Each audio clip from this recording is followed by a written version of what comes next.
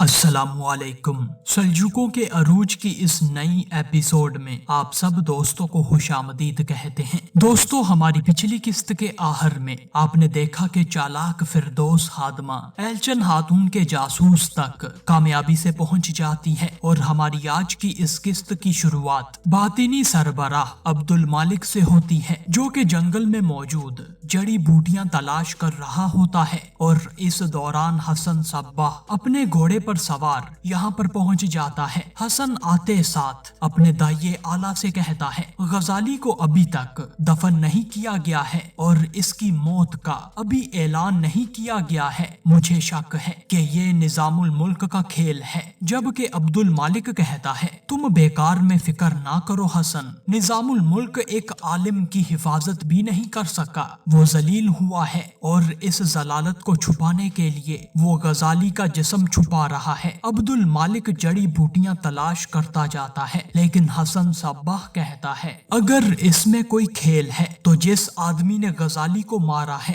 وہ بھی اس کھیل کا حصہ ہے، ہمیں اس کے متعلق محتاط رہنا ہوگا۔ عبد المالک کہتا ہے بہرام نے مجھے ذاتی طور پر اس کے متعلق اطلاع دی ہے کہ وہ ان دونوں پر مکمل طور پر اعتماد کرتا ہے، اور جب اس نے غزالی پر تیر چلایا تھا تو ہمارا رفیق وہیں پر موجود تھا، تیر اس کے دل میں پیوست ہو گیا تھا، تم بھی وہیں تھے، تم نے بھی دیکھا تھا۔ حسن صباح کہتا ہے بالکل، میں نے اپنی آنکھوں سے دیکھا تھا، لیکن دائیں اعلیٰ حضرت عبد المالک فوراً کہتا ہے اگر مگر کچھ نہیں حسن، اس بے معنی شک کو اپنے دماغ سے نکال دو، اور اب غزالی اور اس کی نوادرات کو تباہ کرنے کا وقت آ گیا ہے، خیام پر نظر رکھو۔ حسن صباح کہتا ہے جب غزالی کو تیر لگا تھا تو میں وہیں پر تھا، لیکن اگر میں خیام کے ساتھ بھی نظر آیا تو میں نظام الملک کی نظروں میں آ جاؤں گا، ہمیں اس مسئلے کو پہلے حل کرنا ہوگا، اور اگر ضرورت پڑی تو ہم خیام کا خاتمہ بھی کر سکتے ہیں۔ عبد المالک کہتا ہے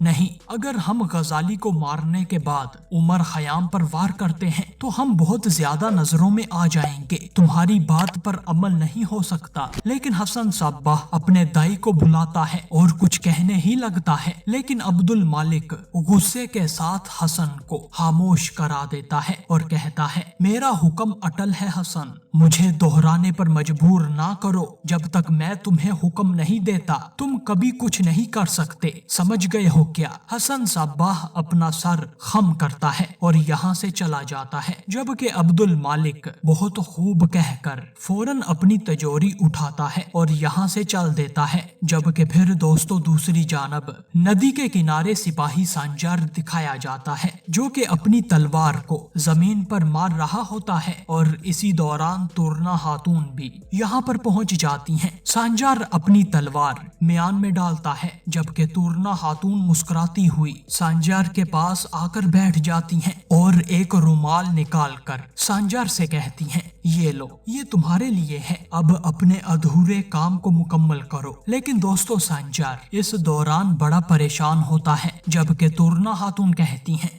یہ لو سانجار، تاکہ تم مجھے بتاؤ کہ وہ آدھا سچ کیا ہے۔ لیکن دوستو سانجار تورنا خاتون کا تحفہ موڑ دیتا ہے اور کہتا ہے میں یہ نہیں لے سکتا تورنا، اور نہ ہی میں ادھورے کام کو مکمل کر سکتا ہوں، اور نہ ہی میں اپنے دل میں چھپا ہوا سچ تمہیں بتا سکتا ہوں، کیونکہ یہ ہم دونوں کو جلا دے گا۔ تورنا خاتون کہتی ہیں یہ تم کیا کہہ رہے ہو سانجار؟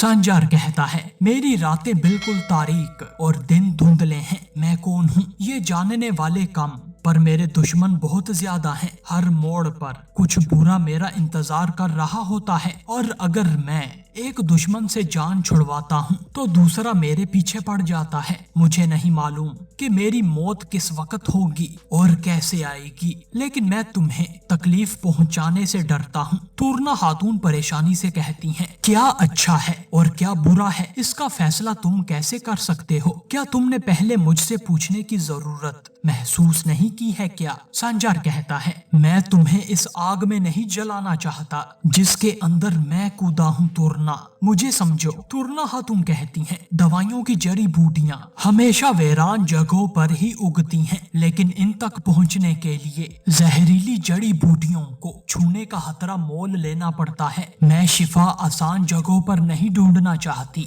और मुझे मुश्किल रास्ते पर चलने का कोई खौफ नहीं है। कुदरत ने मुझे ये सब कुछ सिखाया है। लेकिन संजार कहता है, मैं तुम्हें तकलीफ देने का कैसे सोच सकता हूँ तुरना, मैं ये बोझ कैसे बर्दाश्त कर सकता हूँ। तुरना खातून कहती हैं, जहाँ खौफ नहीं है वहाँ हिम्मत भी नहीं है संजार। हम खौफ का मिलकर सामना करते हैं और अगर जरूरत हुई तो हम हर दुश्मन से कंधा मिलाकर लड़ेंगे। संजार कहता है, ये ठीक नहीं है तुरना। ये सुनकर तुरना खातून बड़ी ही रंजीदा हो जाती हैं और कहती हैं, मैं इस दुनिया की जिंदगी के बारे में सब कुछ जानती हूँ, मैं शिफा के बारे में भी जानती हूँ, मैं कुदरत को जानती हूँ, मोहब्बत को जानती हूँ, लेकिन तुम ठीक कहते हो, मैं तुम्हारी तरह जान लेना नहीं जानती हूँ बल्कि जान बचाना चाहती हूँ। तुरना खातून रोती हुई फौरन जाने लगती हैं, लेकिन सिपाही संजार कहता है, तुम्हें समझ नहीं आई तुरना, तुमने जो भी कहा है। तुरना खातून फौरन कहती हैं, तुमने जो कहा है वो अपने दिल से कहा है या किसी और के दिमाग से कहा है। संजार ये सुनकर दंग रह जाता है और सर झुकाकर कहता है, ये मेरे ही दिल की आवाज है। तुरना खातून फिर कहती हैं, मैंने तुम्हें बहादुर इंसान समझा,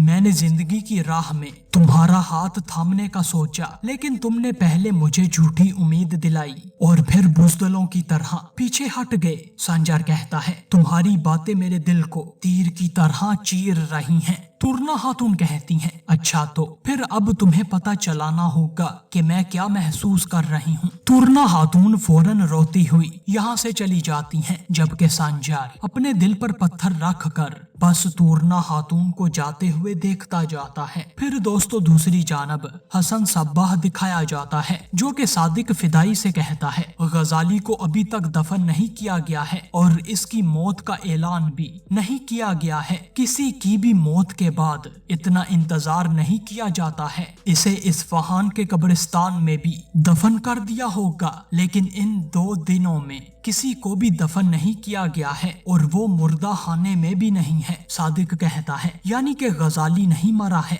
हसन सब्बाह कहता है, मेरे शक्को शुबहात अब मजीद बढ़ गए हैं, हम खुद ही मालूम करेंगे कि वो मर गया है या नहीं। सादिक कहता है, और दाइये आला, उन्होंने तो आपको कुछ भी करने से मना किया है। हसन सब्बाह कहता है, हमारे मकसद की भलाई हमारे दाइये आला के हुक्म से ज्यादा अफजल है, क्या तुम्हें ये नहीं मालूम? सादिक ये सुनकर अपना सर खम करता है, जबकि हसन सब्बाह कहता है, हमारे पास इंतजार करने का वक्त नहीं है। अगर गजाली मरा नहीं है तो इसे तीर मारने वाला फिदाई भी इस खेल में शामिल है। हमारे दरमियान वही जासूस है। इसका मतलब है कि सल्जूक जल्द ही हमारे खिलाफ कार्रवाई करेंगे। हमें उनसे पहले हरकत में आना होगा और अगर ये कोई खेल है तो इसे वाजिया करना होगा। सादिक कहता है, उमर खयाम के घर में दाखिल होना हमारे लिए नामुमकिन है। लेकिन दोस्तों हसन सब्बाह मुस्कुरा कर कहता है, अगर हम वहाँ दाखिल नहीं हो सकते तो हम इन्हें बाहर निकाल सकते हैं। सादिक ये सुनकर दंग रह जाता है, जबकि हसन सब्बाह पास जलती हुई आग से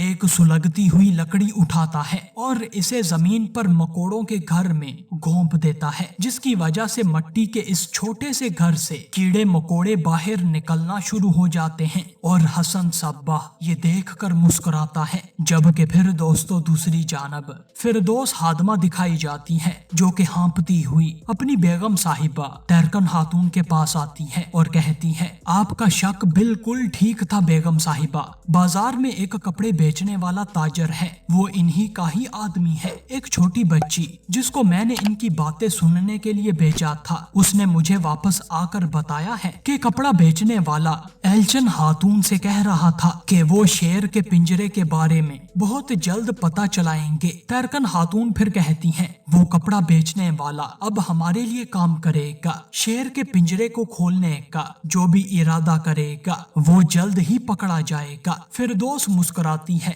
जबकि तैरकन खातून कहती हैं, फौरन ताजुल मुल्क को मेरे पास लेकर आओ। फिरदौस फौरन यहाँ से चली जाती है। फिर दोस्तों दूसरी जानब मलिक तापार दिखाए जाते हैं, जो कि अपनी कमान में डोरी डालता है। इस दौरान गैवहर खातून भी इनके साथ मौजूद होती हैं और कहती हैं, मैंने देखा है कि आपने अबू कासम को उसकी हद दिखा दी है। जब तक आप ऐसे ही रहेंगे तो महल में हर कोई आपके सामने सर झुकाएगा। मलक तापर कहता है, और जो मुझे नाकाम करना चाहते हैं सबसे पहले वो सर झुकाएंगे। बाबा ने मुझे एक अहम फरीजा सौंपा है। हम कदम ब कदम अपनी सरजमीन के हक की तरफ बढ़ रहे हैं। गैवहर कहती हैं, लेकिन सिर्फ आपका बढ़ना काफी नहीं है, बल्कि आपके मुखालिफिन को भी उभरना नहीं चाहिए। मेरे भाई बरक्यारुक बरसों से वो कामयाबी के साथ अपने इलाके में फराइज को सर अंजाम दे रहे हैं, और जब तक वो चमकते रहेंगे आपकी रोशनी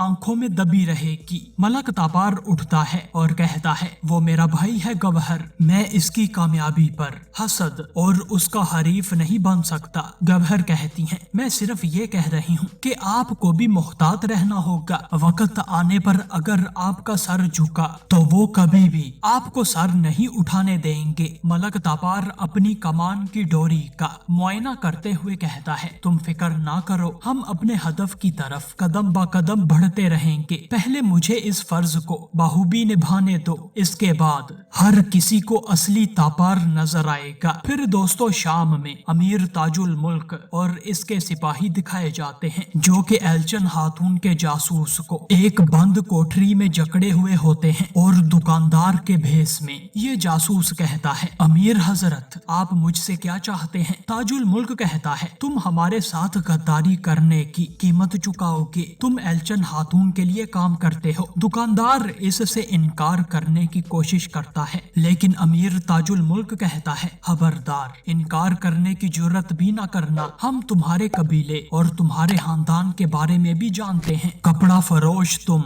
इस गद्दारी की कीमत दो तरह से चुका सकते हो, या तो तुम्हारा सर गिर जाएगा या फिर तुम हमारे लिए काम करोगे ताकि इस गद्दारी को साफ कर सको। जासूस कहता है, मुझे क्या करना होगा? फिर दोस्तों अमीर ताजुल मुल्क एक कागज निकालता है और कहता है, इसमें केलेज अरसलान के मकाम के मुतल्लिक लिखा हुआ है, इसे एल्चन खातून के पास ले जाओ। जासूस कहता है, मैं एल्चन खातून के साथ गद्दारी नहीं कर सकता। अमीर ताजुल मुल्क फिर कहता है, फिर तुम और तुम्हारे खानदान के सर गिर जाएंगे, ले जाओ इसे, जिंदान में डाल दो इसे। सल्जूक सिपाही फौरन इस दुकानदार को पकड़ते हैं और जिंदान की तरफ ले जाते हैं, लेकिन जासूस कहता है, रुको, तुम जो भी कहोगे मैं वो करूंगा। अमीर ताजुल मुल्क फिर मुड़ता है और मुस्कुराता हुआ जासूस के पास आता है। अमीर ताजुल मुल्क फिर जासूस को केलेज अरसलान के जिंदान का नक्शा थमाता है और जासूस मजबूरन ये ले लेता है। जबकि फिर दोस्तों दूसरी जानब उमर खयाम अपने घर में दिखाए जाते हैं, जो कि अपना मुतालिया कर रहे होते हैं, जबकि अबू हामिद गजाली भी इस दौरान इनके पास आते हैं और दीवारों पर लगी हुई इतनी ज्यादा उमर खयाम की मेहनत देखकर गजाली कहते हैं, अल्लाह ताला फरमाते हैं, फिर मैं तारों के डूबने की कसम खाता हूँ, और बेशक अगर समझो तो ये बड़ी कसम है। उमर खयाम मुस्कुराते हैं, जबकि गजाली कहते हैं, आसमान में और जमीन में बहुत सी निशानियां हैं। आसमान की तरफ देखना अफसुर्दगी को दूर करता है, गम को कम कर देता है और अल्लाह की याद दिलाता है, दिल को उम्मीद से भरता है। उमर खयाम अपना कलम रख कर गजाली के पास आते हैं और कहते हैं, रियाजी से मदद लेते हुए आसमानी सितारों की हरकत और मकाम को देखते हुए मुस्तकबिल की सैकड़ों साल की पेशगोइयां करना इस निजाम के मुकाबले में ये साइंसदानों की हैरत ज़्यादा काबिलियत और इनकी तारीफ करने का बायस बनता है। गजाली फिर उमर खयाम के पास आते हैं और कहते हैं, निशापुर में हम दोनों ने एक साथ इल्मे फल्कियात पढ़ा था और मैं जानता हूँ कि हम अपनी नामुमकिन बातचीत यहाँ भी जारी रखेंगे। उमर खयाम मुस्कुराते हैं और कहते हैं, आपसे साइंस के बारे में बात करना हमेशा खुशगवार रहता है, कौन इससे महरूम रहना चाहेगा। गजाली कहते हैं, इल्म हर नजर आने वाली चीज के पीछे छुपे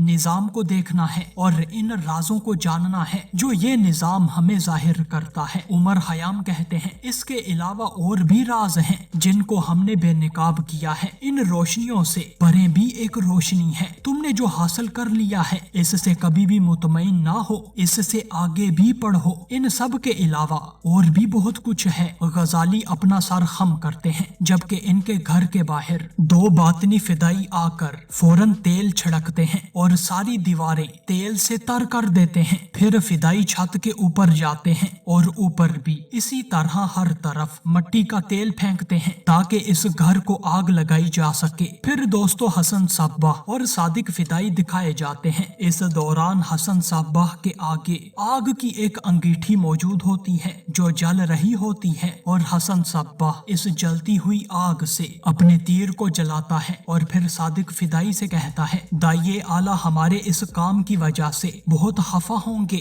हसन साब्बाह कहता है, इन्हें कैसे पता चलेगा कि ये हमने किया है। मैं अपने मकसद को मुकद्दर के हाथों में नहीं छोड़ सकता, हम मजीद इंतजार नहीं कर सकते। हसन साब्बाह फिर तीर कमान उमर खयाम के घर की तरफ करता है और अपना निशाना लेता है और साथ में कहता है, जो अपने दोस्त को मर्दानगी से चाहते हैं वो परवाने की तरह आग की जरा भी परवाह नहीं करते हैं, और वो लोग जो चाहते तो हैं मगर जलने से डरते हैं वो किस्से कहानियां सुनाने के सिवा कुछ नहीं करते। फिर दोस्तों हसन साब्बाह तीर अपने हदफ पर छोड़ता है जो कि उमर खयाम के घर पर जा लगता है और कुछ ही देर में तेल की वजह से आग भड़क उठती है और अंदर उमर खयाम और गजाली फौरन धुआं देखकर चौंक जाते हैं। उमर खयाम कहते हैं, ये तो आग है। गजाली कहते हैं, ये क्या जल रहा है। गजाली दरवाजे की तरफ आगे बढ़ते हैं लेकिन घर की छत नीचे गिर जाती है और उमर खयाम कहते हैं, हमें यहाँ से निकलना होगा, जल्दी करें। इस दौरान गजाली शदीद परेशान होते हैं क्योंकि उमर खयाम की एक बड़ी मेहनत सारी जल कर इनकी आंखों के सामने राख बन जाती है। लेकिन उमर खयाम गजाली को झंझोड़ते हैं और कहते हैं, हमें यहाँ से निकलना होगा। जबकि बाहर खड़े हसन साब्बाह का देहान इसी जानब होता है, जबकि फिर अंदर मौजूद उमर खयाम और गजाली का दम घुटने लगता है। इतने में सल्जूक सिपाही भी फौरन यहाँ पर पहुँच जाते हैं और पानी की बाल्टियां गिराकर आग को रोकने की कोशिश करते हैं। इतने में मजीद सल्जूक फौजी भी यहाँ पर पहुँच जाते हैं जो कि मदद के लिए चिल्लाते जाते हैं। फिर एक फौजी फौरन घर का दरवाजा खोलता है और पहले उमर खयाम हाँफते हुए घर से बाहर निकलते हैं और इन्हें देखकर दूर खड़ा हसन साब्बाह कहता है, इसकी तहरीरें अब खत्म हो चुकी हैं, यहाँ हमारा काम पूरा हो गया है। हसन मुस्कुराता है और कहता है, चलो अब हम यहाँ से जा सकते हैं। लेकिन सादिक फिदाई कहता है, जनाब घर से कोई और भी बाहर आ रहा है। हसन साब्बाह फौरन उमर खयाम के घर की तरफ देखता है और इसके रोंगटे खड़े हो जाते हैं क्योंकि दोस्तों घर से